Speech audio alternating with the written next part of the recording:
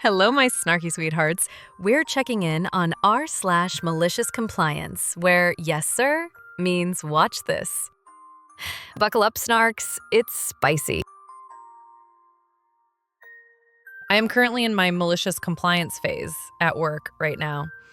I got ripped a new one last week because I needed to work from home in order to get some urgent stuff done for a conference I needed to attend the following week. I was explicitly told that I could not work from home without approval, and I was told that I signed a policy about it. I responded that my job requires me to work from home all the time, to which they replied, "You signed the policy." So now, after I leave the office, I turn off my work-issued cell phone and never look at it on the weekends. I am a salaried employee, but I am not going to beg my employer to allow me to work from home. This weekend, I got a call on my personal cell from one of the other managers about approving some billing rates that were due. I told her that I wasn't allowed to work from home and I will get to it on Monday whenever I have the opportunity. Everything will be late, but I signed the policy. It literally would have cost them nothing to just let me do my damn job. I already get paid a fixed rate, but if they want to play stupid games, they can win stupid prizes. So a number of comments asking about why I would even bother to work from home after hours. Here's my take. My employer is not paying me to sit in an office for 40 hours a week. They're paying me to do a relatively specialized job. Sometimes I do 30 hours a week, sometimes 40, sometimes more, whatever it takes to do the job. It has been extremely flexible for me in the past and has allowed me to balance family, work, and a few volunteer activities.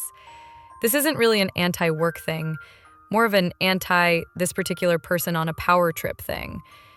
Monday came and went, and not a peep from anyone about the rates getting out. Fixed a couple of bugs, but I think the other manager edited the PDF reports to get them out the door. Also, the deadline for it was pushed back a week, so everyone survived. But I have made some changes. Change number 1. I am no longer taking my work cell home with me. It is freeing and anxiety-inducing at the same time after doing so for so long. Change number 2. I have informed any staff that may need to contact me that I won't be doing anything work-related once I walk out of the office. Change number 3. I am updating my resume today. It's time to leave. Thanks to everyone for their feedback. Wish you all the best. Oh, I love a good play stupid games, win stupid prizes moment. Like, how are you going to tell someone who's already doing their job well and flexibly that they're not allowed to work from home? Then get mad when they follow your rule exactly. Honestly, this manager really thought they won with their little power trip, only to realize they accidentally pulled the plug on their own lifeline. That's not a policy, that's a boomerang. And OP? Quiet quitting with flair. No yelling, no drama, just smooth, malicious compliance and a side of resume updates. Respect. I gotta say, cutting ties with that work phone? Chef's kiss. That's self-care.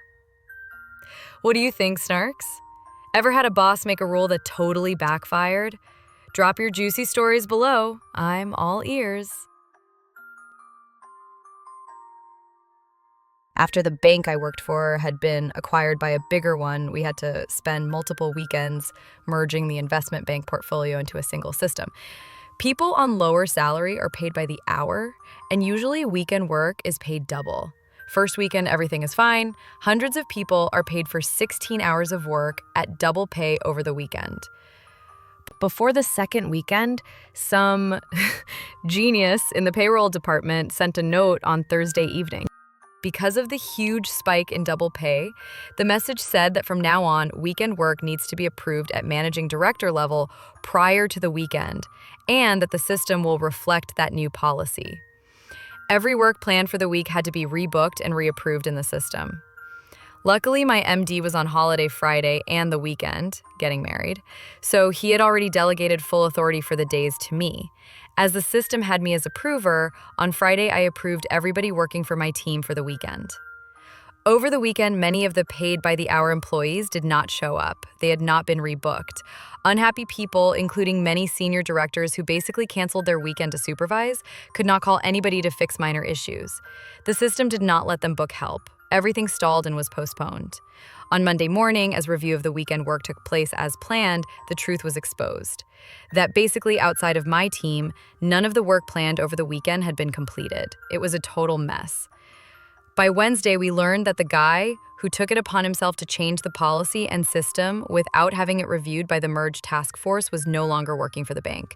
The policy was revoked, and an extra weekend of work was planned to compensate. Meanwhile, as a reward for completing the task in hand, my team and I all received 2 extra days in lieu. Ooh, I just love a good corporate self-destruction story. So let me get this straight. Some genius in payroll decides to overhaul the entire weekend pay system at the last minute during a high-stakes system merger? How do people like this even get put in charge of anything? But major props to OP. While everyone else was panicking and missing deadlines, they had already locked in approvals like a boss. Whole team covered, project done, no drama. Now that's how you handle chaos, with preparation, authority, and a sprinkle of not my circus, not my monkeys. Honestly, that mystery policy guy probably thought he'd be hailed as a cost-saving hero. Instead, he walked himself straight out of a job. Poof, policy revoked. Meanwhile, OP and their team not only finished their work, they got bonus days off. That's the kind of reward I like to see. Sometimes malicious compliance isn't about being petty. It's about letting bad ideas crash exactly how they deserve. Now I want to hear from you. Have you ever followed a terrible policy exactly as written and watched the chaos unfold? Share your spicy stories in the comments below.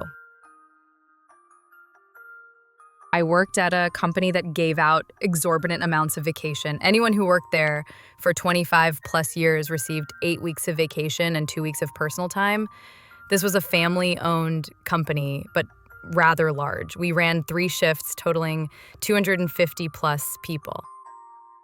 Enter Jimmy. Jimmy was a grizzled old man. He started at the company when he was just 20. Now he was 63 and gave absolutely zero cares. Jimmy also knew how to make a specific part for our product, him and one other higher up in the office. Just for context, Jimmy made an electronic control module that was sealed and fixed in a poured unit made of 2-part epoxy. One day, the plant owner comes out and announces he's selling to a corporation. He's older and ready to retire. He promises there will be very little change and wishes us all well. The new company comes in and immediately goes after many of the great benefits we had. The first thing they do is cut everyone's max vacation down to 4 weeks and completely do away with personal time.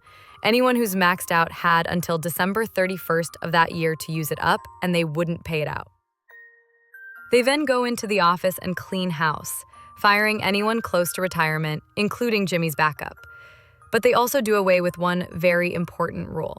You no longer have to get vacation approved. You can just call in and take it. Jimmy is pissed, and they know it. They realize he's the only one in the building who can do his job now. So they hire a new kid for him to train, most likely to permanently replace Jimmy.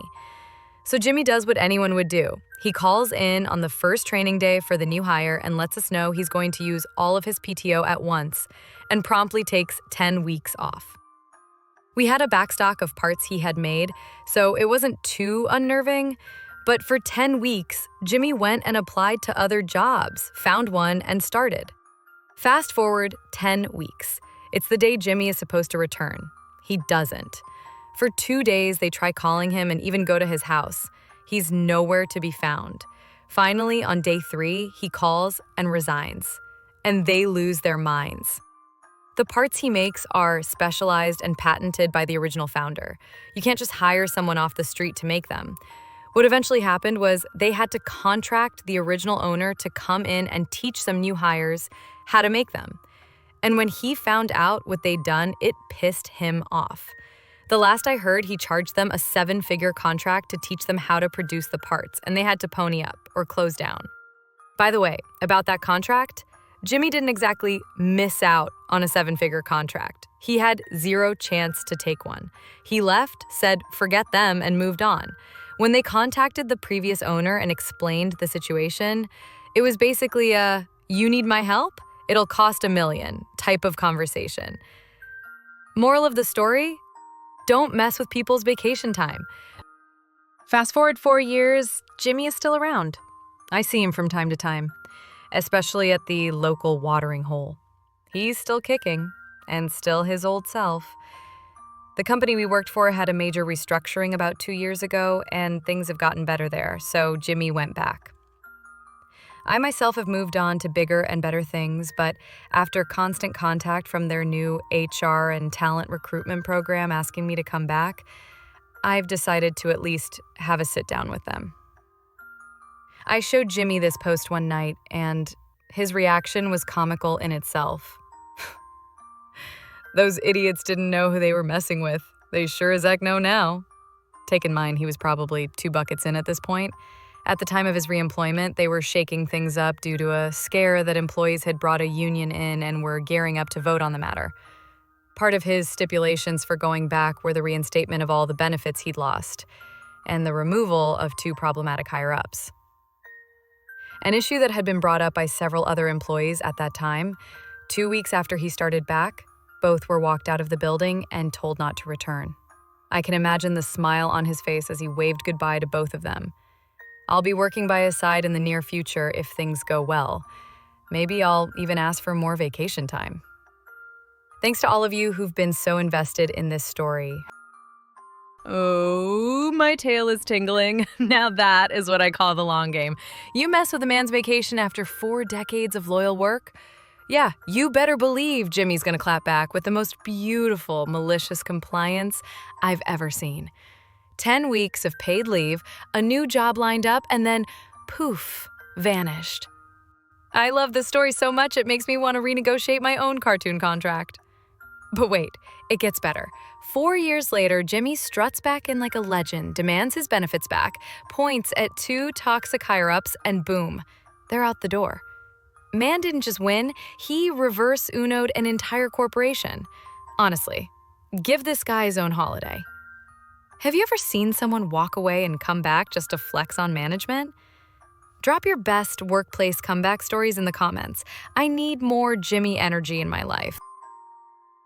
And that wraps up today's perfectly legal chaos on r/MaliciousCompliance.